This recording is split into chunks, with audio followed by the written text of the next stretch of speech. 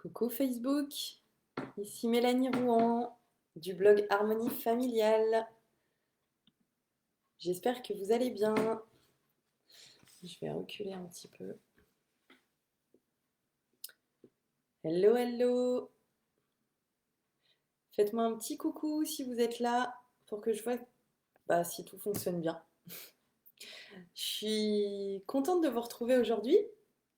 J'espère que vous avez passé un bon mercredi. Pas trop surchargé, pas trop compliqué et que vous avez réussi à passer des bons moments. On va continuer cette semaine les piliers que je suis en train de vous présenter. Donc on avait fait, pour rappel, en attendant un petit peu que certains viennent nous voir, coucou. Euh, donc on avait fait le premier pilier lundi, on avait parlé de la communication, des différentes formes de communication et de pourquoi c'est un pilier important dans la relation avec ses enfants pour créer vraiment une relation, j'ai mis aujourd'hui, extraordinairement passionnante avec ses enfants parce que c'est plus que juste une relation que je te propose de créer avec tes enfants, c'est plus que juste ben, vivre un quotidien la tête dans le guidon à côté de tes enfants et voilà. Donc pour vivre une relation extraordinairement passionnante qui va, toi, te permettre en tant que maman de te développer et dans laquelle tu vas accompagner en fait tes enfants vers l'expression pleine de qui ils sont en préservant leur petite flamme intérieure pour qu'ils deviennent en fait, pour qu'ils arrivent à l'âge adulte en étant vraiment des adultes heureux et épanouis. Euh, donc on avait parlé voilà, de toutes les formes de communication et de l'importance de la communication donc, dans cette relation et comment s'en servir, etc. Dans le deuxième pilier dont on a parlé mardi, c'était en fait de savoir qui était vraiment ton enfant, au-delà de connaître peut-être sa couleur préférée ou ce qu'il aime manger, c'est vraiment savoir quelles sont ses forces, quelles sont ses vulnérabilités aujourd'hui, réussir à suivre en fait l'évolution de son enfant parce que il évolue chaque jour, il change, savoir ce qu'il maîtrise aujourd'hui, ce sur quoi il aura besoin peut-être d'être plus accompagné, encouragé, euh, savoir aussi ce qui va l'aider à retrouver son calme euh, et l'aider à trouver aussi ses différentes connaissances qu'il peut avoir de lui-même, ce qui va l'aider à s'apaiser, à traverser ses émotions, à apprendre petit à petit la gestion de ses émotions justement au quotidien. Donc ça, on avait parlé de ça mardi. Et aujourd'hui, eh bien, je te propose de parler du bien-être, de ton bien-être, de notre bien-être en tant que maman. Et alors, j'ai mis dans le descriptif là, de la vidéo que c'était sans doute la première chose à faire parce que c'est vrai que je me suis dit en fait en l'écrivant que j'aurais peut-être dû te parler de ça dès lundi. Et en même temps, il n'y a pas forcément d'ordre à ces piliers. Pour moi, c'est les quatre piliers que je partage avec toi cette semaine, ce sont vraiment des choses hyper importantes. Et j'ai pas forcément envie de classer ces piliers par ordre d'importance parce que j'aime pas trop en vérité les classements. Je trouve ça assez. Voilà, ça enferme dans une case et j'aime pas trop. Je trouve ça important d'avoir un minimum de cadre, mais de maintenir aussi une certaine souplesse. Donc il n'y a pas forcément de classement. Cela dit, le pilier du bien-être et de ton bien-être, c'est un pilier qui est particulièrement essentiel pour créer ce type de relation avec tes enfants parce que, en fait, j'ai envie de dire tout part de toi. Alors, c'est quelque part un peu une banalité parce que c'est des choses qu'on voit assez régulièrement hein, sur les réseaux. C'est tout part de toi, il faut que tu fasses attention à toi pour pouvoir accompagner tes enfants. C'est en t'aimant toi-même que tu vas aimer les autres, etc. C'est des choses qu'on lit assez facilement, en fait, qu'on lit couramment, que probablement même notre cerveau a intégré. Donc quand on les lit, on se dit, bah oui, je sais, en fait, ok, c'est bon, j'ai compris le message. Et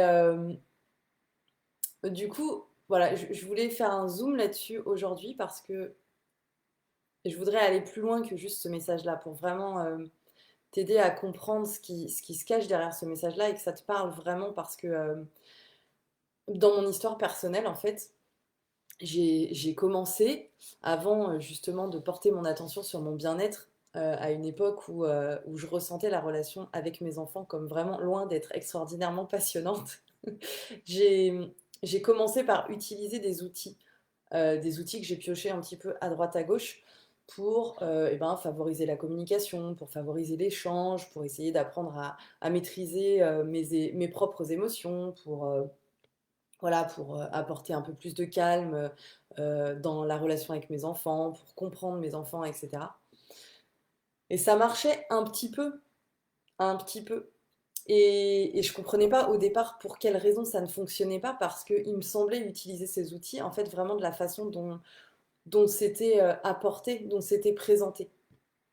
Et en fait, j'ai compris plus tard que c'était parce que effectivement, euh, eh ben, je commençais par vouloir utiliser ces outils-là sur mes enfants, au lieu de vouloir les utiliser d'abord sur moi.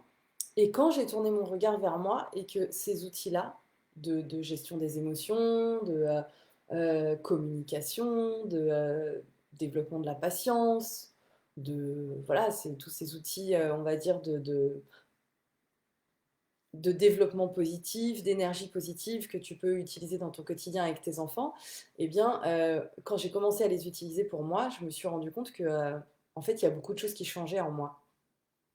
Et, et finalement, bah, je me suis aperçue que oui, c'est en travaillant sur mon propre développement, en travaillant sur mon propre bien-être, que j'ai réussi à faire bouger les choses et que j'ai réussi encore plus à aller au-delà de ça. Et du coup, par ricochet, grâce à l'énergie, du coup, la nouvelle énergie qui s'est dégagée de moi au fur et à mesure, parce que je travaillais sur mon propre développement, eh bien, ça a inondé, on va dire, la relation avec mes enfants, l'ambiance dans notre famille, et du coup, forcément, ça a changé aussi ces relations-là avec eux. Donc, porter son attention sur son propre développement, sur sa personne, sur son bien-être, euh, c'est juste essentiel parce que, en fait, c'est ce qui va te permettre de développer ta puissance intérieure et développer ton bien-être, de développer ton calme intérieur. Et c'est ce qui va te permettre, en tout cas moi, c'est ce qui m'a permis vraiment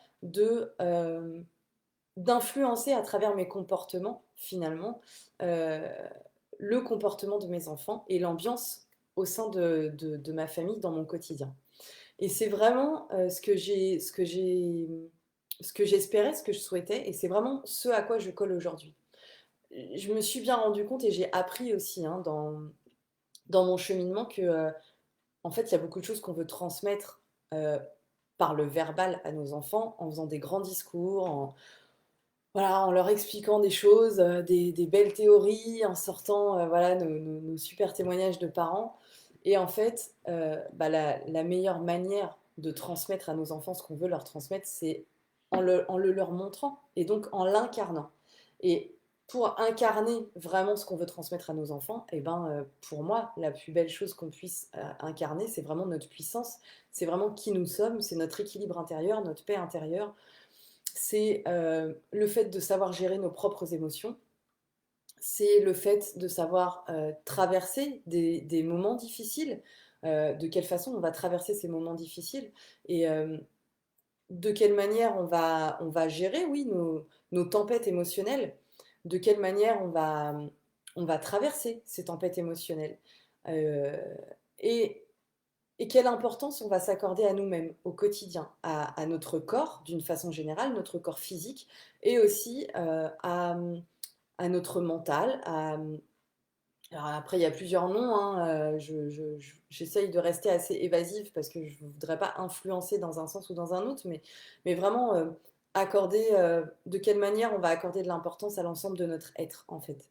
Et, euh, et tout ça, pour moi, c'est prendre soin de soi. c'est pas juste prendre soin de soi le matin, prendre 5 minutes ou 10 ou 20 ou 15, hein, peu importe, et prendre du temps voilà, pour s'arranger un petit peu, pour s'apprêter.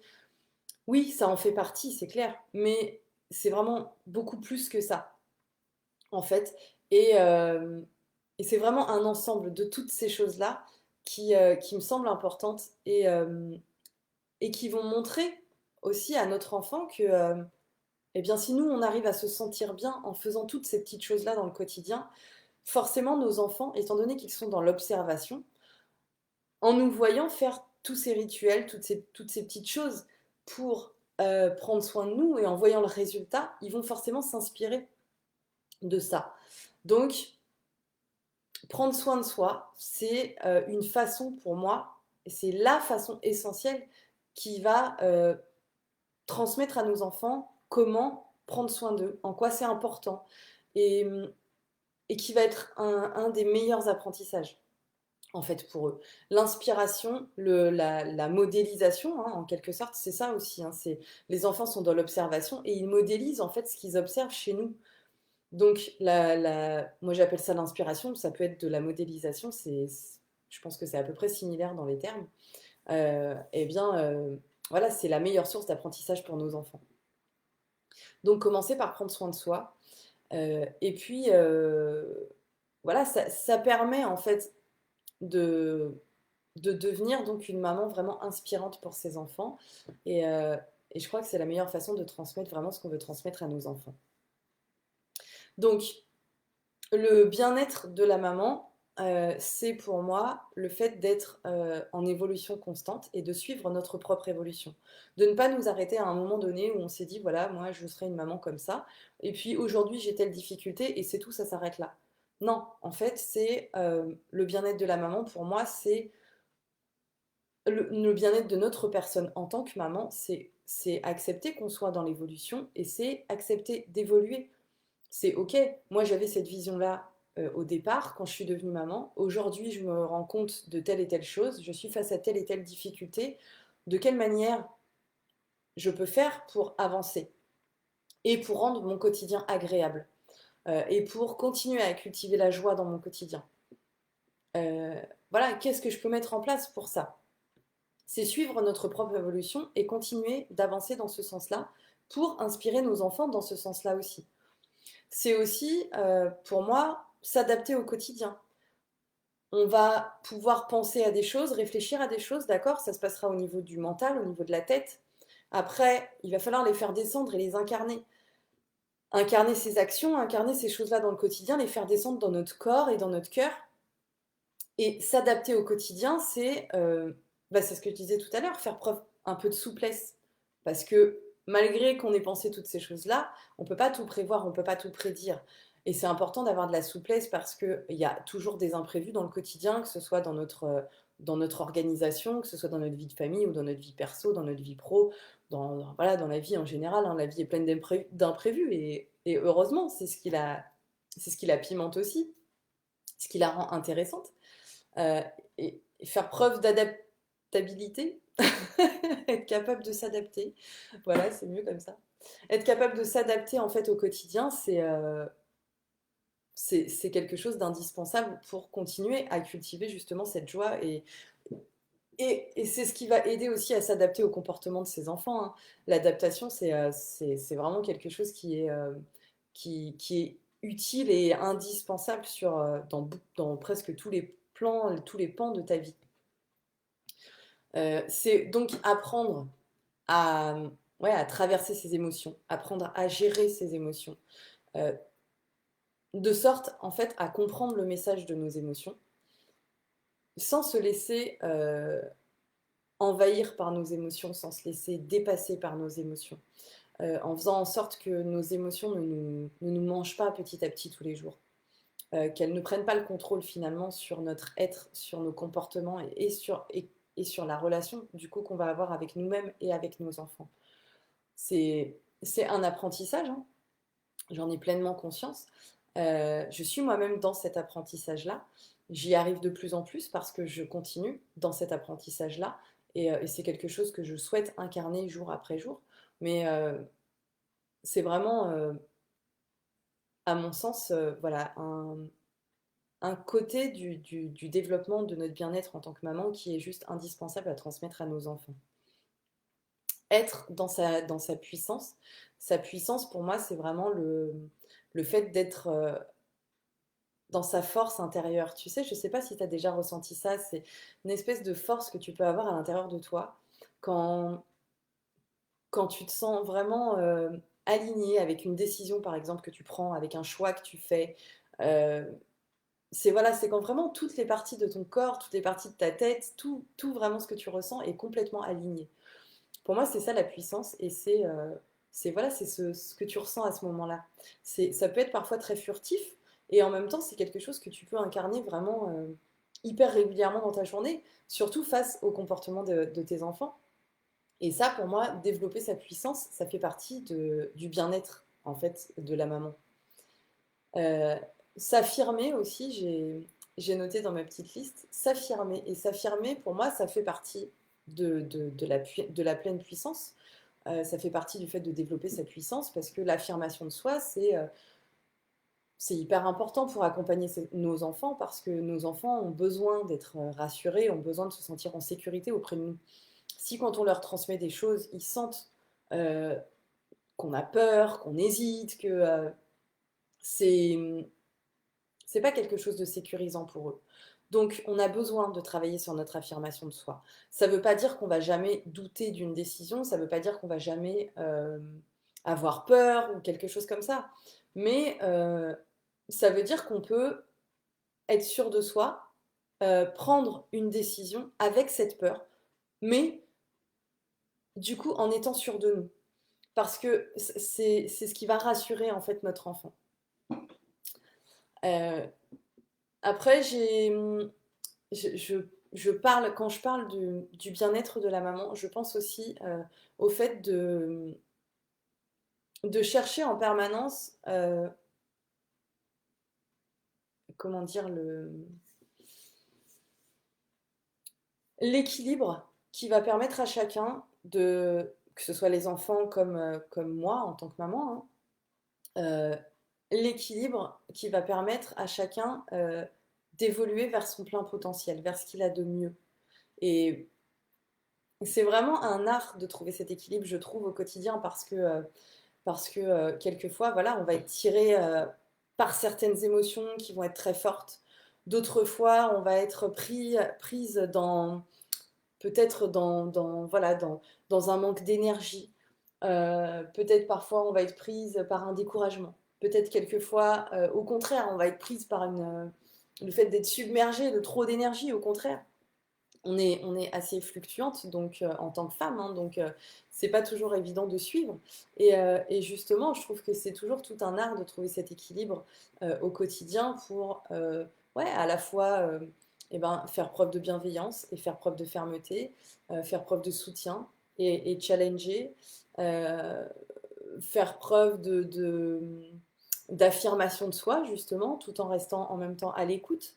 Et tout ça, ça se développe, tout ça, ça se travaille. Et tout ça, pour moi, ça fait partie vraiment ouais, du bien-être en tant que maman, parce que quand tu vas dans ce sens-là, en tout cas, euh, voilà, c'est ce que moi j'observe hein, quand je vais dans ce sens-là, quand je suis et ce fil rouge-là, cet équilibre-là, eh bien, je suis dans mon bien-être. Et quand je suis dans mon bien-être, je suis dans ma puissance. Et quand je suis dans ma puissance, je sais que la relation avec mes enfants est forcément enrichissante et nourrissante, pardon.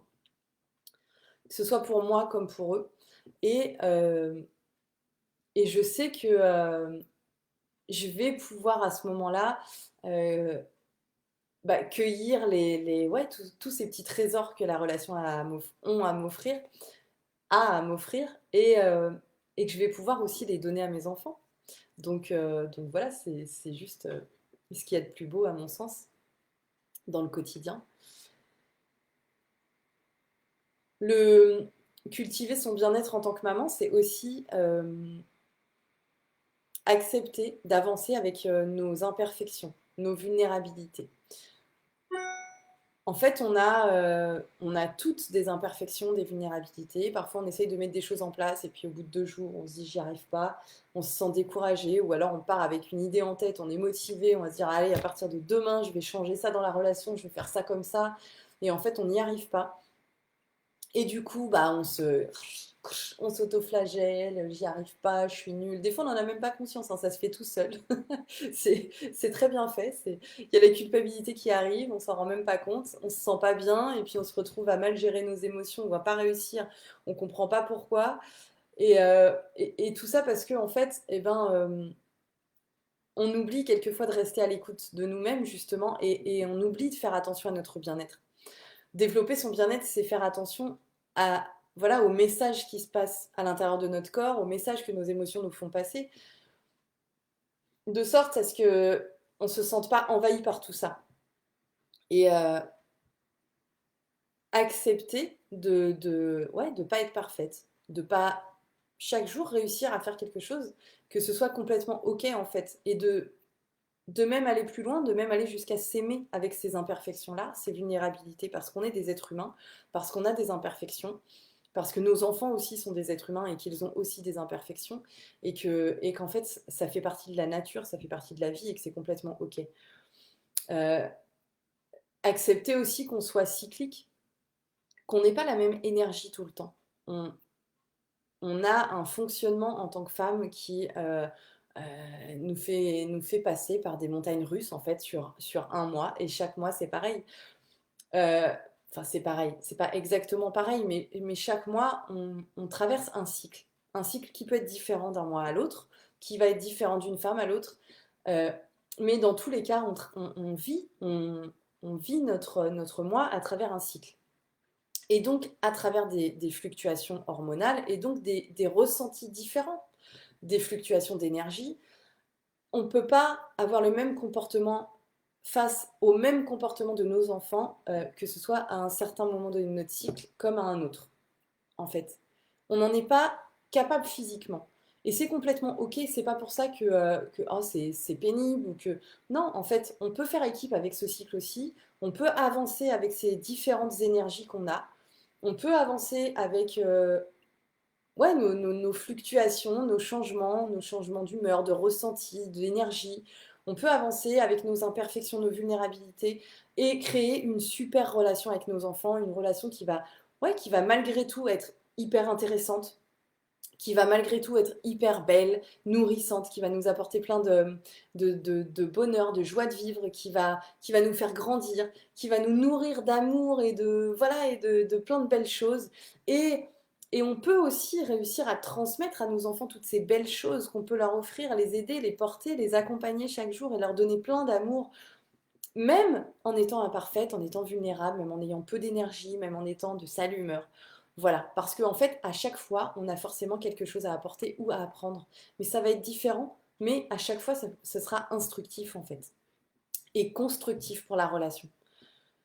Donc, développer son bien-être, c'est porter son attention là-dessus, et c'est tout ça, voilà, c'est tout ce que je suis en train de rassembler à travers ce live. C'est aussi, pour moi, euh, ouais, accepter de pas toujours réussir à faire ce qu'on veut et malgré tout, toujours continuer à évoluer.